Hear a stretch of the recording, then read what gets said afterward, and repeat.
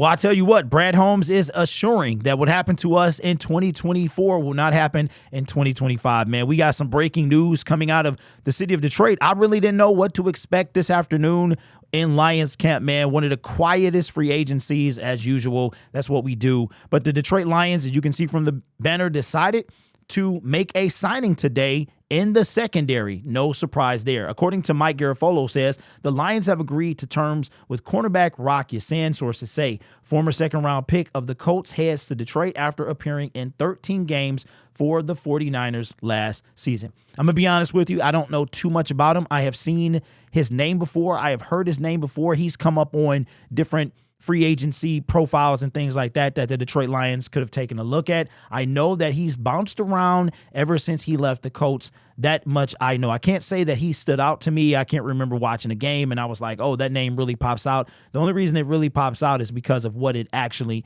is. But let's take a look at his stats.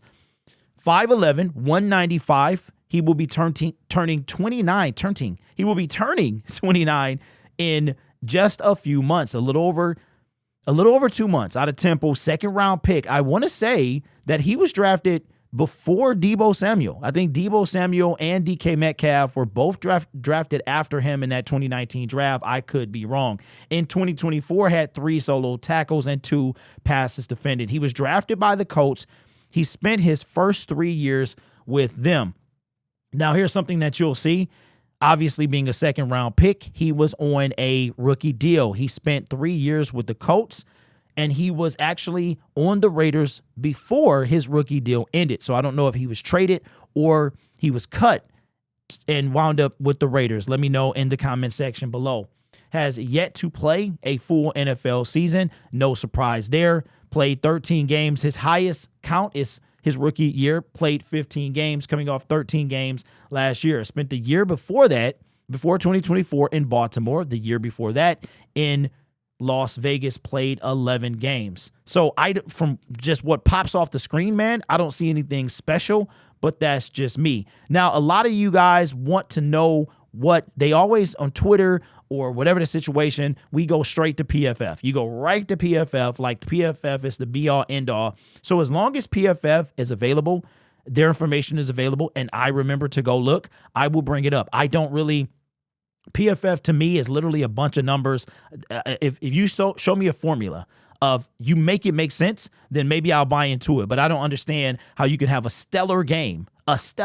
Your stat sheet is ridiculous, but you will have a bottom 5 rank in PFF grade. So I need to know how do you come? Being a numbers guy, I want to know how you came with those numbers. So let's take a look at everybody's favorite PFF, and let's look at his overall grade. According to PFF, a lot of people's live and die, his overall grade is 44.2. And I believe that says that he is ranked 204th out of 222 cornerbacks. He has no pass rush grade, of course, being a cornerback. His run defense grade is also looks like below average. So all 3 stats are below average that they have on file here. 188 out of 122. And then his coverage grade is also below average at 177 over, out of 122. So it looks like there's nothing special. Now, let me see if I can do him justice. I'm going to go down to 2019 and see, was anything better? Oh, that's the wrong one. Let's go down to 2019. Let's see. Of course, it's locked. Well, at least they gave me that. But shout out to my eyes, because it looks like he still was below average in everything. That looks like 50-something. That looks like 40-something. That looks like 40-something. So it doesn't appear that anything special is about Rock. But saying his name is going to be fantastic. Like Rock, So it's the Rock. I'm sorry. Oh, man. Change the game. Y'all know what's up. It's the Dynasty. Oh, okay. Now that I've got my inner Jay-Z out the way. So again, nothing special. I don't see anything special. Looks like another depth piece. What is this signal? This means what it appears is that I was wrong. Emmanuel Mosley will not be back on this team. This is probably a lateral move if he stays healthy. You know what I'm saying? Which it looks like he's mostly healthy. I'm not going to say that he's missing a bunch of games and he's injury prone and stuff like that. It takes a lot to finish a season for any player to, outside of a quarterback, man, to really finish, play an entire 17-game season. That's a lot. But probably means that Kendall Vildor is already gone, thank goodness. And Khalil Dorsey could be on the way out, or Emmanuel Mosley. So I could see, with the lack of production from Emmanuel Mosley, that he's probably the one on the way out. So again, I can't, I'm sitting here and I like I said, I understand depth, and I'm still waiting on my pass rusher, but I've kind of conceded that that's not going to happen until the NFL draft.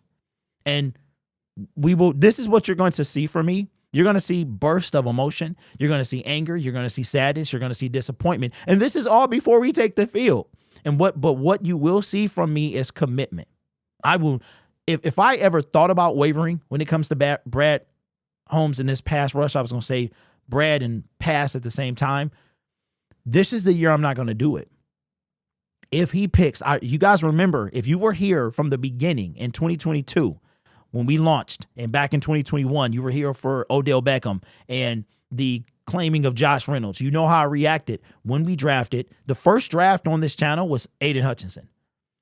That was the first one. We picked him. We then took Jamison Williams, knowing good and well we needed a pass rush. If we don't get one, I probably will react, but I'm going to be waiting too. I'm going to be waiting to the season. And that's the only stat. This defense better be astronomically better. That's the bottom line. So again, another depth piece, probably I don't see him taking. Don't forget, we also have Ennis Rakestraw. We also have Ennis Rakestraw. So and I don't know if this guy's a nickel corner or, whatever. But if you look at it, I would expect, I'm laughing, man, because Brad Holmes, does he have dreams about the secondary? I dream about the pass rush. I could only imagine, man, he dreams about the secondary. I'm dead serious, because I'm looking at it. I'm like, yo, that is another two assets that you've really invested in. And we cut Zadarius Smith, and I'm still trying to make it make sense. I'm waiting on that move to make sense. But check it out. So you're talking about Terrion and most likely DJ Reed being the starters. Any type of package deal, you could bring some other guys in. But that means that we have Ennis Rakestraw that's still waiting around. We have Rock Ya-Sin. So now we've got some guys back there, some depth pieces. I understand. I'm like, but yo, it's like, where is the pass rush at? Like, it just doesn't matter. And like I said, I'm waiting on Zadarius Smith to make sense. Make it make sense. Here's what I want us to do going forward. As long as Brad Holmes is the general manager of the Detroit Lions, I want us to pay attention to the how much effort, how many assets, how much attention does he play to each position. But it really seems like, because I don't want to leave linebacker out either. Linebacker is like, you know what I'm saying? But he's taken a Malcolm Rodriguez who turned out. He's taken Derek Barnes. He's taken Jack Campbell. But I'm kind of intrigued about this defensive line. And I know what you guys are going to say, Josh Pasco, Levi, I get it. But it's like, really, if you take away Aleem McNeil, DJ Reader, and this is no disrespect to Muhammad and them, but if you take those guys away, DJ Reader, Aleem McNeil, and Hutch, what has he really done? If you compare that to the secondary, keep in mind, fella, just ladies and just listen to what I'm saying. Try to hear me out. Try to just listen and tell me if I have a point. Last year, is it too much to ask? Last year, we had almost the same exact pick numbers. It was like 28 and somewhere in the 60s, somewhere around there, right? At 20, he traded up and took a cornerback in Terrion Arnold. In the second round, he took a cornerback in Ennis Rakestraw. All I have been asking him is to invest in the defensive line in a proper manner. Would it be too much to ask if this year at 28 he takes a defensive lineman, preferably an edge rusher, a DE? At 60 he takes a defensive lineman, preferably an edge rusher at DE. Do you think that's too much to ask? He literally did it last year. Can he do it this year? Right? He just continues to overload the secondary. I get it, bruh. I get it. It is annoying. If you think me talking about it is annoying, imagine waiting on it to happen. I feel like some of you guys are catching up with me. You finally starting to come around like, yo, I understand, man, we are emotional. A lot of our reactions are emotional. We literally watch this game with emotion. But at the same time, there's no lies detected in what I'm saying. So I don't rock your sand. Everybody needs depth. We need it. It's here. Okay, then let's go. Let's go. So that tells me it's the draft. Point blank period. We going all the way. Draft is where this is it. 28, 60, 101, whatever it is. That's where it is. Still, maybe Zadarius will make sense at the NFL draft because right now it doesn't. Anyway, rock your sin. Let me know what you think. Do you live and die by PFF? I have to see him. I can't say that I've watched him. I don't remember him playing in last year's game. I'm sure he did with the Lions in San Francisco, but of course I was in the stands. And matter of fact, the last two times we played them, I was in the stands at Levi, right? So I can't say that he stood out to me or anything special jumps off the page. I can't say. I got to do some research. Not going to, do that to him.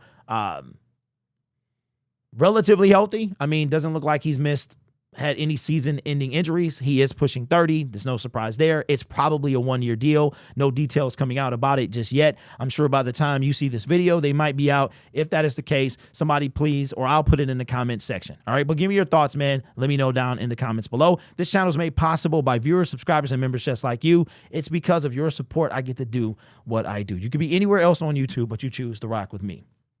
Wanted to put this out here. Oh, I forgot to do this because I don't know if I played it. But I wanted to put this out there. This is not the breaking news, but signing Rock Ya-Sin is the breaking news.